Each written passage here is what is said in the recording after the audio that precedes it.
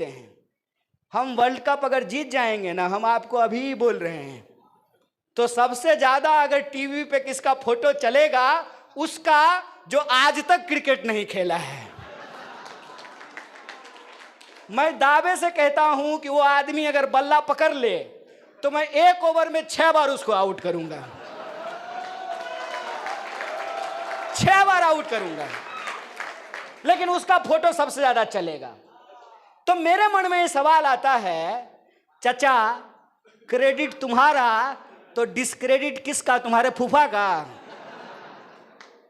अगर वैक्सीन के सर्टिफिकेट पे प्रधानमंत्री का फोटो होगा तो कोरोना से मरने वाले लोगों के डेथ सर्टिफिकेट पे भी प्रधानमंत्री का ही फोटो होना पड़ेगा। अगर चंद्रयान सरकारी स्कूल में पढ़ने वाले विद्यार्थियों ने साइंटिस्ट बन करके भेजा है, उसका क्रेडिट अगर प्रधानमंत्री का है, तो बंबई में अगर सरकारी स्कूल बंद होगा उसका डिस्क्रेडिट भी प्रधानमंत्री को लेना पड़ेगा। अगर आप कहते हैं कि सरकारी व्यवस्था ठीक नहीं होती है, सरकारी अस्पताल नहीं होना चाहिए, सरकारी स्कूल नहीं होना चाहिए, सरकारी कॉलेज नहीं होना चाहिए, तो आपने 20,000 करोड़ का सरकारी संसद क्यों बनाया है? यह सवाल हम आपसे पूछेंगे। ऐसा नहीं चलेगा ना। नहीं नहीं नहीं नहीं, सरकारी अस्पताल में इलाज नहीं कराएंगे।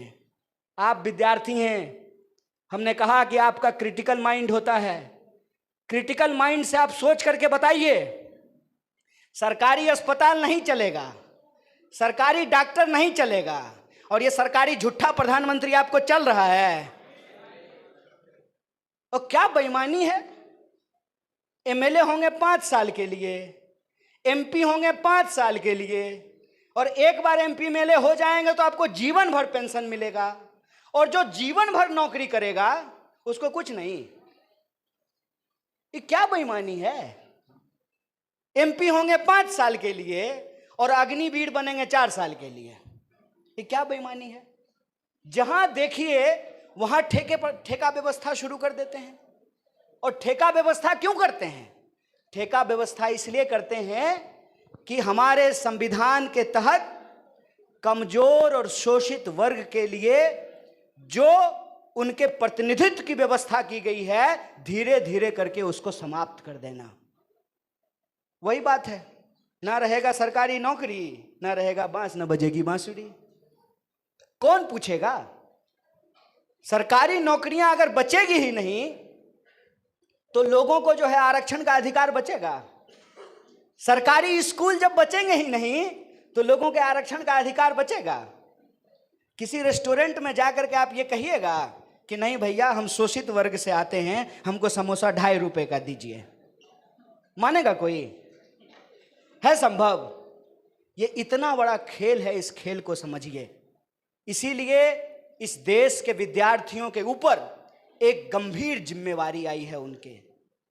उनके कमजोर कंधों पर उनको पढ़ाई भी करनी है, अपना कैरियर भी बनाना है, तमाम भ्रष्टाचारी व्यवस्था से झेलते हुए उनको नौकरी भी हासिल करना है, अपना भी सपना पूरा करना है, अपने माँ बाप का भी सपना पूरा करना है, और इस देश को भी बचाना है, उस आज़ादी को भी बचाना है जिस आज़ादी को इस देश के हमारे महानुभावों ने अपना खून पसीना लगा करके हमको दिलाया है। ये जिम्मेवारी हमको लेनी पड़ेगी। क्यों? क्योंकि ये जिम्मेवारी अगर हम आज नहीं लिए तो यह देश नहीं बचेगा। इस बात को याद रखिएगा। आज मैं आपके सामने खड़ा होकर के बात कर रहा हूं, बरसात आई मिनिस्टर रही हैं, खड़ा होकर के आप सामने भाषण दे रही हैं, इसी इलाके में रहती थी, सरकारी स्कूल में पढ़ी हैं, मिनिस्टर बनी हैं। इस देश के भीतर जो व्यवस्था थी, जो व्यवस्था चल रही थी, उसने आम लोगों को भी बोलने का अधिकार दिया है, आम लोगों को भी विशेष से विशेष लोगों के सामने बराबरी से खड़ा होने का अधिकार दिया है। अगर एक व्यक्ति एक वोट का अधिकार नहीं होता तो हमारे जीवन में परिवर्तन नहीं हुआ होता। इस बात को याद रखिएगा। इसीलिए अपनी ताकत और क्षमता को समझिए और अपनी जिम्मेवारी को समझिए। और इसीलिए मैं आपसे यह आग्रह करना चाहता हूं कि आज़ाद देश में जो आज़ादी है उसकी रक्षा हमको करनी पड़ेगी, जो हमारा अधिकार है उसकी रक्षा हमको करनी पड़ेगी। और देश के भीतर यह जो हम दो हमारे दो का स्कैम चल रहा है, कि दो बेच रहा है और दो खरीद रहा है।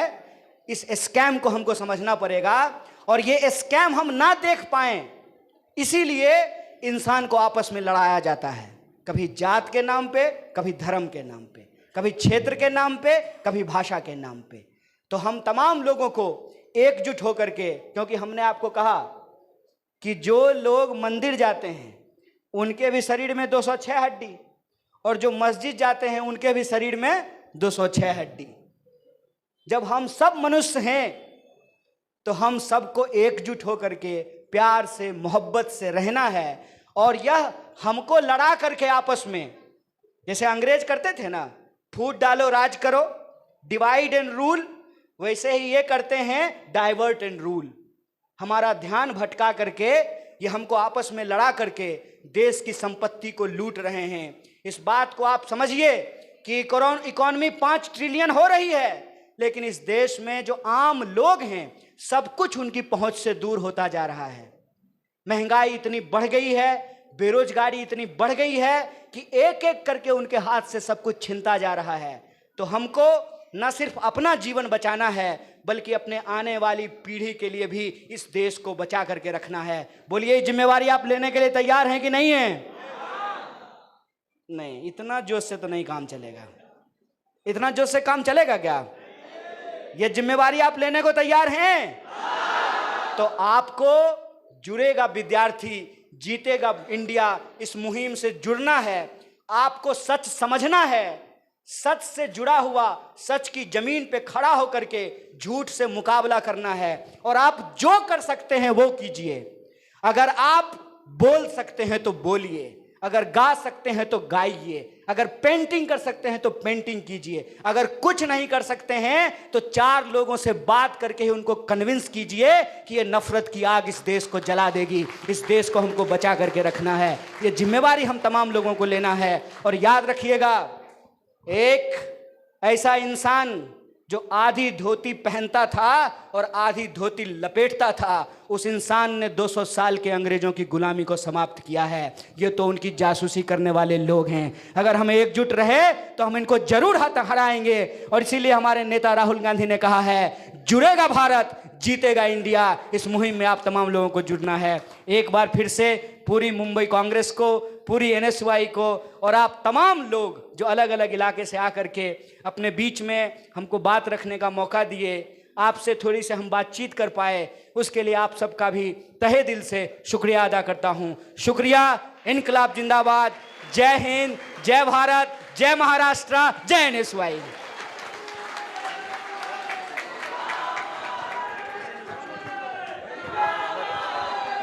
हेलो,